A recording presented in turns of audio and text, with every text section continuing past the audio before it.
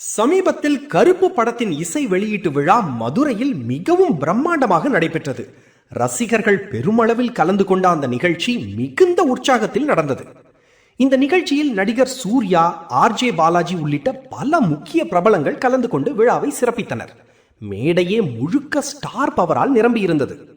ஆனால் இந்த விழாவில் ஒரு முக்கியமான நபர் மட்டும் காணவில்லை. அதுவே படத்தின் ஹீரோயின் த்ரிஷா. த்ரிஷா வராதது ரசிகர்களிடையே பெரிய கேள்விகளை எழுப்பியது. ஏன் அவர் கலந்து கொள்ளவில்லை? ஏதாவது பிரச்சனையா என்ற சந்தேகங்கள் சமூக வலைதளங்களில் வேகமாக பரவின. இந்நிலையில் அந்த கேள்விகளுக்கு த்ரிஷாவே பதிலளித்துள்ளார். ஒரு ரசிகர், நீங்கள் ஆடியோ லான்ச்சுக்கு ஏன் வரவில்லை என்று கேட்டபோது த்ரிஷா அதற்கு நேரடியாக எனக்கு அழைப்பே வரவில்லை என்று பதிலளித்துள்ளார். இந்த ஒரு பதிலே தற்போது பெரிய சர்ச்சையாக மாறியுள்ளது. இதோடு மட்டும் இல்லாமல் படக்குழு வெளியிட்ட டீசரில் த்ரிஷாவுக்காக தனியாக ஒரு வீடியோ வெளியிடப்பட்டது.